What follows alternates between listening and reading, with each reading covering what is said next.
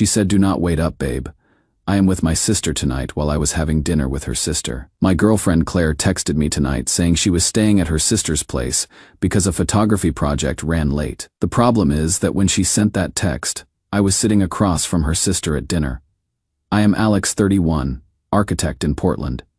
Claire and I have been together almost 4 years. She is a freelance photographer and stylist, creative but financially unstable. She has lived in my Pearl District condo for 3 years rent-free because I wanted to support her career dreams. Tonight was supposed to be casual.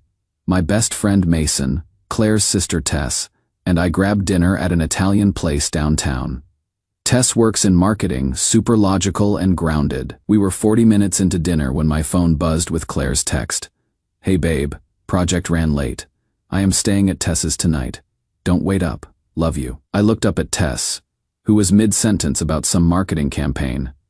I turned my phone around and showed them. Tess went completely still. "That is weird. I haven't seen Claire in almost 3 weeks." The table went silent. My brain tried to process this logically, but there was no logical explanation. I replied to Claire. "Cool, tell Tess," I said hi. Then I put my phone face down on the table. Seconds later, Tess's phone exploded with calls from Claire, call after call. Then the text started flooding in. "Why did you tell him? You promised you wouldn't ruin this. I cannot believe you did this to me." Tess turned her phone so I could see, her face pale and confused. "Alex, I swear, I don't know what she is talking about. I haven't promised her anything." I believed her. This wasn't a conspiracy. This was Claire panicking because her lie had just detonated in real time. I picked my phone back up. 43 missed calls. Texts coming so fast they pushed each other up the screen. "It is not what you think. Eli is just a client. You are overreacting." Eli, that name hit me like cold water. Eli Kane, Claire's ex-boyfriend from college. 8 months ago, she told me he had contacted her about a photography collaboration. She said it was purely professional. I trusted her. I opened my banking app right there at the table. I had given Claire a secondary card on my account for business expenses. I scrolled through recent charges, the Benson Hotel, multiple times, a jewelry boutique, $1,600, restaurants I had never been to with her. I took screenshots of everything, the texts, the calls, Tess's phone, my bank statements, uploaded them all to cloud storage while Mason and Tess sat in stunned silence. Then I stood up, left money for dinner, and told them I needed to go. The walk back to my condo took 25 minutes in the Portland drizzle. By the time I got home, there were over 60 text messages. I sat in my car just breathing. The pattern was too clear. The lie, Eli's name, the hotel charges, the panic. I went upstairs to my empty condo, packed some of Claire's things into a box, changed all my passwords and banking access, sent one text, "We will talk when you are ready to be honest. Until then, your things are packed. The door code has been changed." Then I turned off my phone and sat in the dark. The worst part isn't even the cheating. It is that she texted me that lie while I was sitting with her sister, someone who would obviously know she was lying. She was that confident I wouldn't find out, or maybe that deep into whatever she was doing with Eli that she couldn't keep her stories straight anymore. I don't know what I am looking for by posting this. Validation, maybe? I keep replaying Tess's face when she saw that text. The way Claire's messages shifted from sweet girlfriend to desperate manipulation in seconds. 4 years together, 3 living together, and I didn't know her at all. Update 1, Friday morning. I woke up to another flood of messages from Claire cycling through tactics. Apologies mixed with accusations. "I am sorry, but you are being controlling. I love you, but you never trusted me."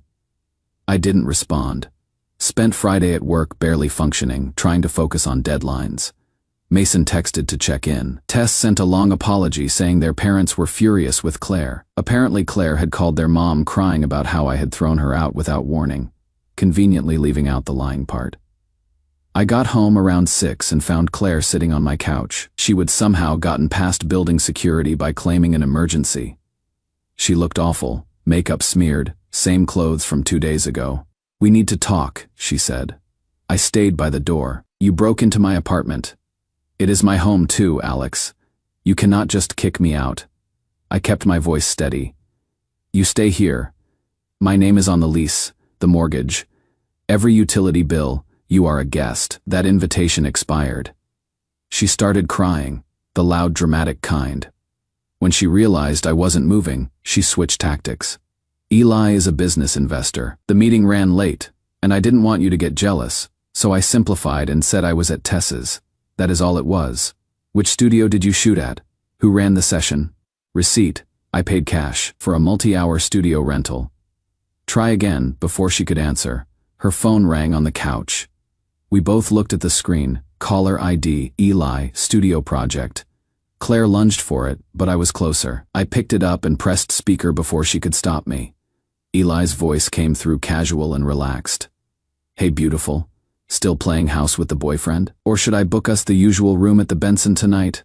I am thinking we finally tell him this weekend. You have been stalling long enough. The silence was absolute. I watched Claire's face drain of color. He is joking, she finally managed. Eli has a weird sense of humor. He is always. I ended the call. Number, you are done. You have 2 hours to pack whatever you need. The rest, Tess will coordinate pickup later. She stood up, tears gone, replaced with something colder. You cannot do this. I have rights. You have been here as my guest with no lease agreement and no financial contribution for 3 years. Legally, you are not a tenant. This isn't an eviction. It is me ending our relationship and asking you to leave my private property. 2 hours or I am calling police for trespassing. I had looked all this up Friday during lunch. Oregon tenant law is specific. She had no claim. The next 2 hours were tense. She packed, slamming drawers and muttering about how controlling I was, how Eli actually understood her art. I stayed in the living room, making sure she didn't take or damage anything. At one point, she called her mother on speaker, expecting backup. Mrs. Monroe's voice. Claire, honey, if what Tess told us is true, you made your choices. We raised you better than this. Claire threw her phone across the room, finished packing in silence. 3 large bags, 2 boxes. I helped her carry them to her car just to make sure she left. Before getting in, she turned to me, you will regret this. Everyone's going to know what kind of person you really are. I closed her car door and walked back inside, changed the locks that night, called the building manager Saturday to remove her from guest lists. Mason came over with pizza. Tess texted asking if I was okay. The speakerphone moment keeps replaying. Eli casually talking about playing house with me like I was just an inconvenient obstacle. Claire's face when her story disintegrated again, exactly like at the restaurant. How close I came to never knowing. I called my bank Monday about those charges on my card. The Benson Hotel, that jewelry boutique. I need to know the scope of this. How long, how much, how deep the lies went. I am not heartbroken yet, mostly angry and tired. The heartbreak will probably come later, for now focusing on practical stuff, changing passwords, updating emergency contacts, figuring out what to do with the ring I had bought 3 months ago, sitting in my sock drawer that she never knew about.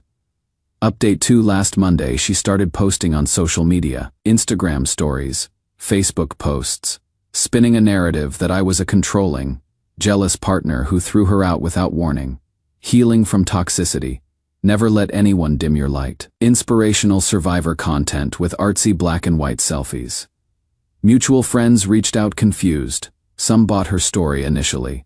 My silence looked like maybe she had a point. A few sent messages basically telling me to reflect on my jealousy issues. I didn't engage. Then Tuesday afternoon, Tess and Mason apparently decided they had had enough. They posted a photo from that Thursday night dinner. All 3 of us at the table, timestamp visible. Mason's caption, she said she was here. Tess shared it adding, truth has a way of coming out, sometimes it happens over pasta. The response was immediate. Claire's story fell apart in the comments. She deleted her posts within an hour, but screenshots were circulating. People who had initially supported her publicly apologized to me. I felt exhausted more than vindicated. But Claire wasn't done. Wednesday morning, my property manager called. Claire had contacted him claiming illegal eviction, wanting to file a complaint. He sighed and said only my name was on the lease. No record of rental payments from her. Nothing. He told her there was no case. Then Thursday, HR at my office called. Someone claiming to be a consultant had contacted them to report harassment and workplace misconduct by me. The HR director recognized it as personal drama immediately. I showed her the screenshots from dinner, the text exchanges, everything. She documented it and blocked Claire's number from the company directory. This happens more often than you would think after breakups, she told me. People get desperate to control the narrative. That afternoon, I finally went through my bank statements thoroughly. That secondary card I had given Claire for business expenses. I had canceled it Friday night, but I wanted full accounting. The Benson Hotel, $642. A jewelry boutique, $1,618. Various restaurants and shopping, another $1,000 spread over weeks. None of it was for business, none with my knowledge. I filed a fraud report with my bank, providing evidence these were unauthorized personal charges. The agent said they would investigate and likely refund most of it. Saturday afternoon, I was working from home when building security called. Claire was in the lobby screaming about stolen money and demanding to speak to me. The desk attendant sounded genuinely alarmed. I told him not to let her up, that I had call police if necessary. I went down to handle it myself. The scene was worse than I had imagined. Claire in full meltdown, crying and yelling that I had canceled her card and reported her to the bank, that I was trying to ruin her life. Several residents were watching Claire. You need to leave. Now, you stole my money. That card was mine. You gave it to me. I gave you access for specific business purposes. You used it to fund hotel rooms with your affair partner. That is fraud. The bank agrees. She lunged toward me, getting in my space, still screaming. The desk attendant stepped between us and firmly asked her to leave. When she refused, he called police. 2 officers arrived within 10 minutes, listened to both sides, checked IDs, confirmed I lived there and she didn't, and issued her a formal warning for disturbance. As they walked her out, one officer pulled me aside. Get a restraining order if she keeps this up. Document everything. People don't usually de-escalate from this kind of behavior on their own. My hands were shaking when I got back upstairs. Not from fear, but from the adrenaline and the surreal nature of watching someone I had loved completely unravel in a building lobby. Mason came over that night with Thai food. She is imploding, he said. This isn't about you anymore. This is about her realizing she destroyed something real for something that was probably never going to last. Sunday, Tess called. She had had coffee with their father, Mr. Monroe, and filled him in on everything. He is a retired police officer. Old school values. Tess said he had been quiet through the whole explanation, then just shook his head and said, She has embarrassed the family. I love my daughter, but I will not defend this. He had tried calling Claire to talk, but she sent him to voicemail and texted back that everyone was against her. He told Tess if Claire came to her senses she could come home, but he wouldn't enable this victim routine. I don't take pleasure in knowing Claire's family relationships are fracturing, but there is something validating about her own father seeing through her manipulation. It means I am not crazy. My read on the situation was accurate. The bank approved my fraud claim Monday morning, full refund of unauthorized charges, just over $3,000. I moved it to a separate savings account, not sure yet what to do with it. Part of me wants to donate it, wash my hands of anything connected to her. Mason did some social media reconnaissance. Apparently Eli's photography studio is under investigation for business fraud. Something about misrepresenting credentials to clients and inflating invoices. I don't know if Claire's involved or if that is separate, but the timing feels almost poetic. I am sleeping better now. The anger has settled into something more like resignation. My condo is fully mine again. I am going to therapy. Not because I am falling apart, but because I want to process this properly and not carry trust issues forward. The therapist asked me if I felt guilty about how things ended. I surprised myself by saying no. I didn't end this.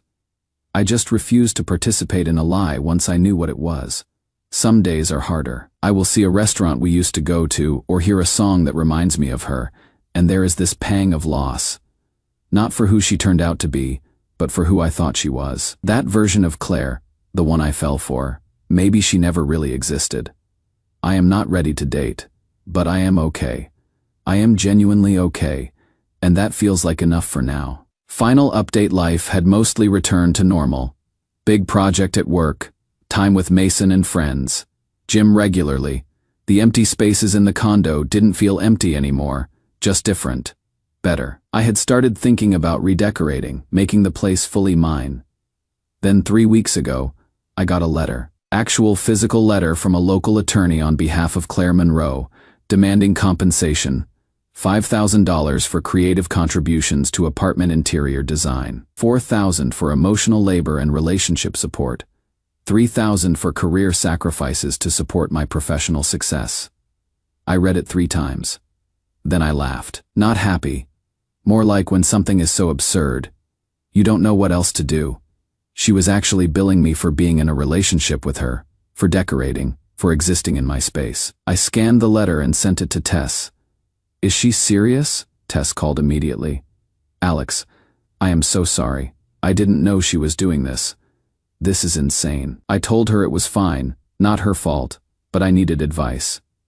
Tess suggested I talk to her father. Mr. Monroe had been a cop for 30 years, dealt with plenty of legal threats. I met him for coffee the next day. Solid guy, gruff but fair. I showed him the letter and watched his jaw tighten. Son, I apologize for my daughter. This is disgraceful. He handed it back. But if she is dug in this deep, you might need to be prepared to actually go to court. Don't let her bully you into settling. You have got documentation of everything. Right? I nodded. Screenshots, bank statements, text exchanges, witness statements from Tess and Mason. Everything. Good, he said. Then if she files, she will lose. And maybe losing publicly is what she needs to finally wake up. Week later, I got notice that Claire had filed a small claims suit for $12,000. Court date set for Wednesday. I spent the weekend organizing everything into a binder. Timeline of events, lease documents, utility bills. In only my name, screenshots from the dinner, credit card statements showing her unauthorized charges, written statement from Tess, confirming the timeline. Tuesday night, Mr. Monroe called. Alex. I tried talking to Claire one more time, told her to drop this before she humiliates herself in front of a judge. She hung up on me. I want you to know that if she goes through with this tomorrow, she is doing it without my support. I will be there if you need a character witness. I thanked him, told him that wouldn't be necessary. But the offer meant more than he probably knew. Wednesday morning, I showed up to the courthouse 45 minutes early. Small claims court was exactly as unglamorous as you would imagine. Fluorescent lights, uncomfortable chairs, stressed people everywhere. Claire arrived 15 minutes before our time with the lawyer who had written the demand letter. She looked different. Thinner, harder. She saw me and her expression flickered between anger and something that might have been shame. We didn't speak. When our case was called, we both stood before the judge, an older woman with sharp eyes and zero patience for nonsense. She asked Claire to present her case first. The lawyer did most of the talking, argued that Claire had made significant non-financial contributions to the household and relationship that deserved compensation, that she had sacrificed career opportunities to support me, and that I would unjustly enriched myself. It sounded almost reasonable until you remembered the cheating and lying for months. When the lawyer finished, the judge turned to Claire. Miss Monroe, did you have a rental agreement with Mr. Carter? No. But did you pay rent or contribute to utilities? No, but I contributed in other ways. Did Mr. Carter agree in writing to compensate you for interior design services or emotional labor? Claire's lawyer tried to interject. The judge held up a hand.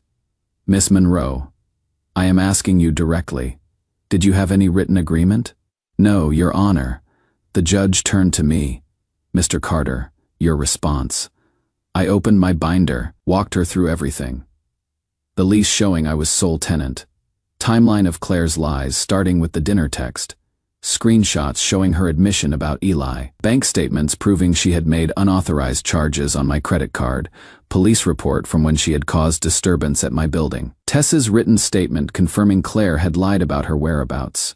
The judge flipped through pages silently. Her expression didn't change, but I watched Claire's face get paler with each document. When I finished, there was a long pause. The judge looked at Claire. Miss Monroe, you lied to your partner about your whereabouts while engaged in an affair. You made unauthorized charges on his credit card. You harassed him after the relationship ended, requiring police intervention. And now you are attempting to sue him for financial compensation for a relationship you betrayed. Is that an accurate summary? Claire's voice was barely audible. I just want what I deserve. What you deserve, the judge said slowly, is not what this court provides. Case dismissed. With prejudice, meaning you cannot refile this claim. Mr. Carter, you are free to pursue a countersuit for the credit card fraud if you choose. Though given the bank has already refunded you, I would suggest letting this go and moving forward with your life. She banged the gavel. Claire burst into tears, loud, ugly sobs echoing in the courtroom. Her lawyer looked uncomfortable, gathering papers quickly. I just stood there feeling this strange mix of relief and sadness. Not sadness for her.